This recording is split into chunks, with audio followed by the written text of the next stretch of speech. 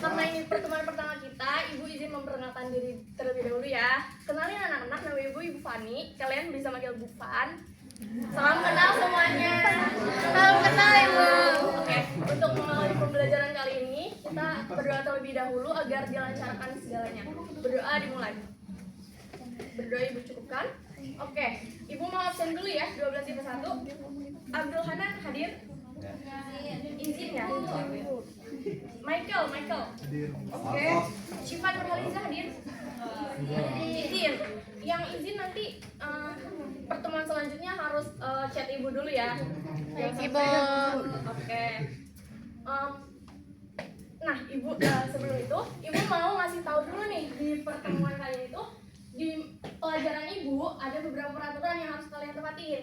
Yang pertama, kalian nggak boleh menggunakan handphone. Jadi handphone kalian harus di silent. Terus nggak boleh ada buku nggak boleh ada buku selain ekonomi di atas meja kalian ya. Terus kalau ada yang ngobrol sama temennya dan sampai mengganggu, kalian harus gantiin Ibu di depan. Setuju nggak semuanya? Setuju. Terima kasih. Nah, langsung aja kita ke pembelajaran hari ini. Kita mau belajar boleh F.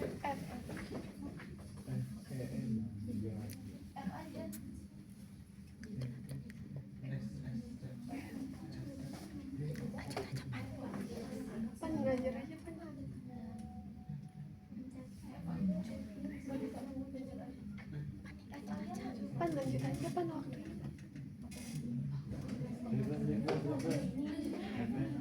Yaudah nggak apa-apa kayak gini aja ya. Anak-anak kita lanjut ya, nggak apa-apa nggak? Nggak apa-apa, Bu. Boleh di slide pertama. Kita bakal belajar konsep literasi ekonomi dan keuangan digital. Boleh di next? Nah ini capaian pembelajaran hari ini. Kita bakal belajar literasi ekonomi, keuangan digital, contoh-contoh layanannya apa aja, terus manfaat dan juga risikonya. Boleh di next? Nah, Ibu mau tanya, apa itu fenomena cashless society? Ini kan dari bahasa Inggris ya. Nah, kalian bisa tebak-tebak aja. Ya, boleh. Mau. Nggak megang duit. Ya, dia udah pakai digital semua, Bu, kayak e-wallet, e-money, e-banking, dan lain-lain. Cukup. Oke, terima kasih Mau jawabannya. Nanti ada hadiah di akhir pembelajaran ya. Cashless society itu betul ya kata Maul. Kita tuh menggunakan keuangan digital. Kayak kita misalkan punya saldo di handphone, terus kita sehari-hari menggunakan untuk transaksi jajan kayak gitu. Nah, kenapa sih Ibu kita belajar literasi ekonomi? Ada yang tahu kaitannya, hubungannya? Tepat atau enggak ya? Nah, boleh di next ya Kak Motor. Nah, karena adanya kemudahan digital akses, kita kan jadi kayak takutnya tuh uangnya tuh kan nggak ada fisik ya, nggak terlihat sama kita, terus tiba-tiba langsung anjep aja habis gitu 100.000. Nah, kita harus belajar literasi ekonomi untuk apa? Untuk mengerem pengeluaran kita. Terus juga kita harus menentukan skala prioritas kita antara kebutuhan dan juga keinginan kita. Boleh di next? Nah, di sini juga ada literasi keuangan digital, yaitu kemampuan individu kita untuk memahami, menggunakan, dan juga mengelola layanan keuangan digital secara efektif. Boleh di next? Nah, di sini ada jenis-jenis layanan keuangan digital. Boleh di next Kak, yang biar. Nah, yang pertama ada mobile banking. Di sini mobile banking itu layanan aplikasi yang diluncurkan oleh perbankan untuk transfer uang, pembayaran tagihan, dan pengelolaan tabungan. Mungkin kalian juga udah beberapa ada yang punya ya. Iya Ibu. Iya. Nah itu contohnya, boleh di next. Nah Ibu mau tanya di sini, ada yang tahu nggak sih perbedaan dari dompet digital dan juga boleh kata?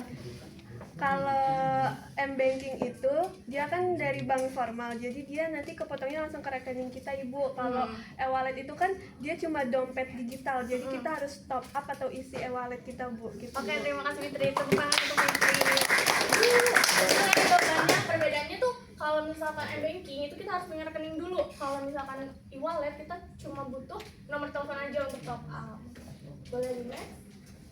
Nah di sini juga ada fintech. Nah fintech itu ada berbagai jenis teman-teman. Anak-anak, nomor 1 peer to peer lending, yaitu platform pinjam meminjam uang. Misalnya ada Amarta, Paylater. Nah, yang kedua ada crowdfunding atau penggalangan dana digital. Kita kalau sedekah tinggal di aplikasi Oke, nomor 3, manfaat rationing, yaitu pembanding produk keuangan. Misalnya ada cek aja. Selanjutnya ada investment management, yaitu penasihat investasi robot atau platform reksadana. Contohnya ada Bibit dan juga ada ini. Nah, panjangan dari QRIS apa sih anak-anak? Nah, jangan sampai kita nggak tahu ya kepanjangan dari QRIS, karena kita doang yang punya QRIS, kita harus bangga gitu. Nah, ini tuh perbedaannya.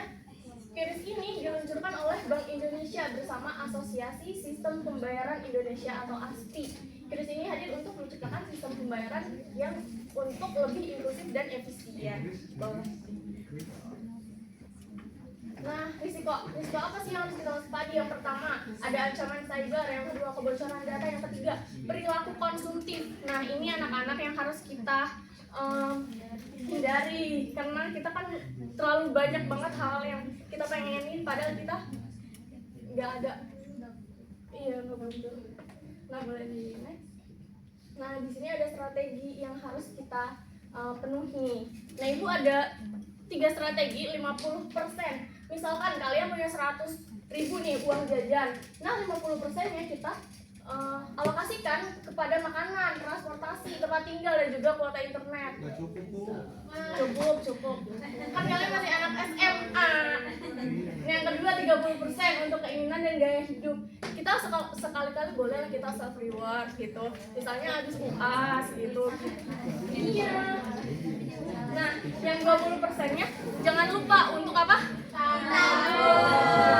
Jangan sampai kalau ada lagi musibah gitu kan, kita nggak ada yang tahu ke depannya. Jadi kita semua harus menabung.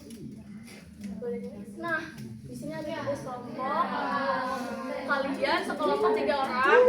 Studi kasus ya. Jadi ada Andi, siswa kelas 12, punya uang saku 12 juta, 1.500.000 per bulan. Tapi selalu habis. Jadi dia sangat amat impulsif gitu. Kalian analisis ya, nanti minggu depan dikumpulkan dan juga dipresentasikan. Oke. Nah, sampai sini udah ada yang mau ditanyakan? Oke, kalau aman kita lanjut ke kuis. Boleh anak-anak tolong dibuka handphonenya. Nah, kalau ibu instruksikan boleh kalian buka handphone. Oke, Bu. Baik, Bu. Oke, Bu. Ini di kuis ya anak-anak, tolong masuk dulu, Bu. Ya, gue nggak masuk. Enggak dijadikan.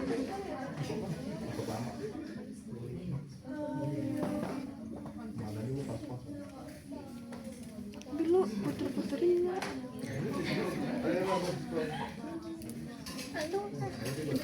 Ada yang udah masuk anak-anak? Sudah, Bu. Saya belum scan. Baik, gak apa-apa, tenang aja. Iya, scan. Baru 3 orang.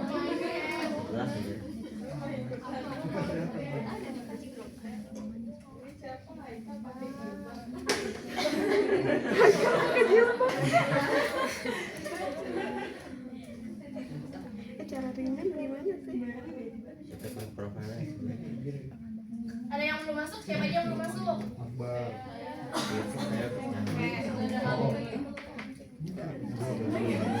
Dua ya.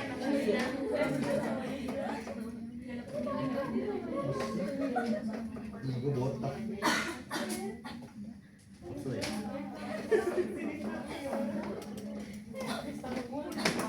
Udah ada 16 orang nih yang masuk.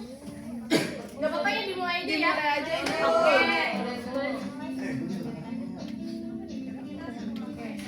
Sembilan.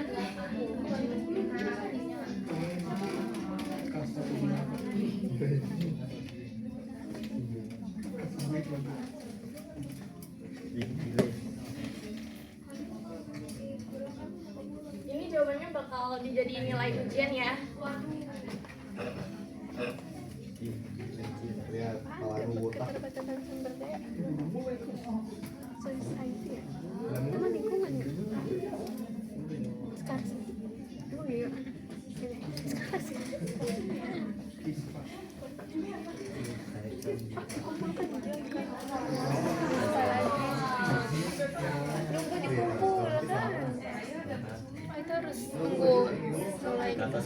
di atas itu.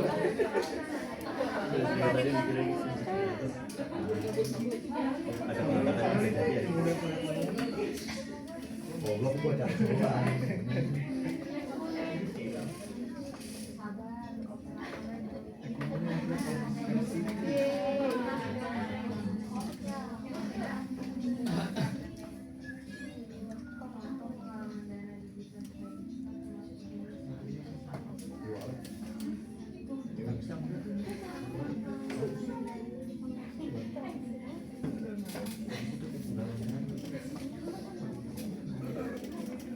Gak jawab apa.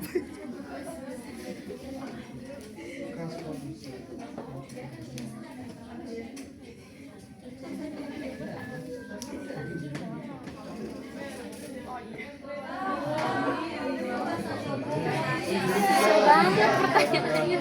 Gue jawab apa? Donasi.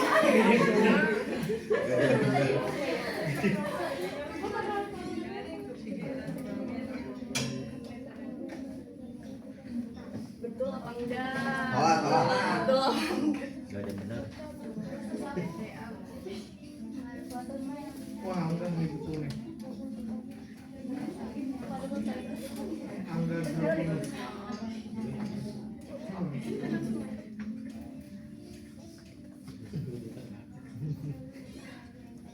Siapa yang meluncurkan QRIS bersama dengan Asosiasi Sistem Pembayaran Indonesia? Bank Sentral. Tadi ada loh. Tadi ada loh. Apa ya, Bu? Muamalat. BCA. Bang Jago, Bang Jago. Gue tulisnya BI gitu bukan Bank Indonesia. Iya, soalnya kan saya BI, Bu. Ya, salah nggak boleh singkat. Harus lengkap. Iya, ibu males. Udah, marah. Bisa, gak apa-apa, bisa. Sebel. Ini pertanyaan terakhir ya, anak-anak. Iya.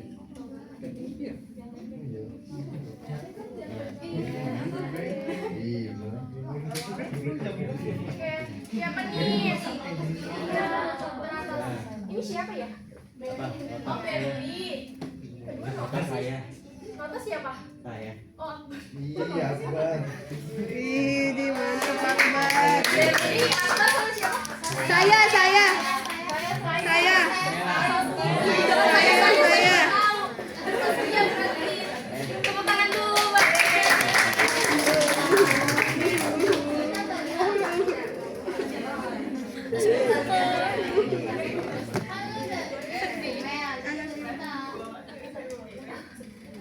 Nah, oke, karena kita udah selesai kuis. Nah, sebelum itu ada yang mau ditanyakan dulu nggak dengan materi hari ini? Nggak ada, ya udah. Ibu mau tahu dong kesimpulan kalian tentang hari ini kayak gimana?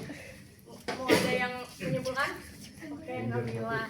Baik Ibu, tadi kita udah belajar tentang literasi ekonomi, merupakan kemampuan kita untuk menerapkan ilmu ekonomi ke transaksi keuangan kita sehari-hari. Lalu ada literasi keuangan digital, yaitu kemampuan kita untuk memahami menggunakan literasi keuangan digital secara efektif. Lalu jenis-jenis keuangan digital itu banyak, Bu. Ada kris, ada m-banking, ada e-wallet, ada vintage. Nah, dengan maraknya keuangan digital ini ada risiko-risiko yang kita hadapin, seperti ancaman siber, lalu perilaku konsumtif, dan juga satu lagi saya lupa, Bu. Ya nggak apa-apa. Udah bagus banget, tepuk tangan buat Nabila. Bahkan kesimpulannya lebih jelas daripada yang saya sampaikan. Jadi hari ini kita kan belajar ya tentang kemampuan kita mengambil keputusan finansial yang bijak di era cashless ini. Nah, Ibu harap kalian dengan adanya mempunyai wallet dan lain juga QRIS gitu ya. Jadi kalian jangan sampai tidak bijak dalam mengelola keuangan kalian gitu. Dan Ibu harap kalian juga bisa menerapkan solusi 50%, 30%, dan 20%. Nah, di sini ada quotes. Financial freedom isn't a dream. Jadi, financial freedom itu bukan sebuah mimpi, tapi sebuah pilihan kalian. Dimulai hari ini. Jadi, mulai hari ini ya kalian harus menerapkan strategi-strategi tersebut. Terus juga skala prioritas kalian harus tetapkan. Jadi Ibu harap kalian bisa menerapkannya di kehidupan kalian sehari-hari mulai hari ini, ya anak-anak. Ya, Oke, karena tadi kita udah tutup dengan pembacaan doa, kita tutup dengan yang baik-baik juga. Ibu berdoa, Ibu mulai. Berdoa, Ibu cukupkan. Oke, terima kasih atas partisipasi kalian yang aktif, anak-anak. Sampai jumpa di pertemuan berikutnya. Wassalamualaikum warahmatullahi wabarakatuh. Waalaikumsalam warahmatullahi wabarakatuh. Terima kasih, Bu.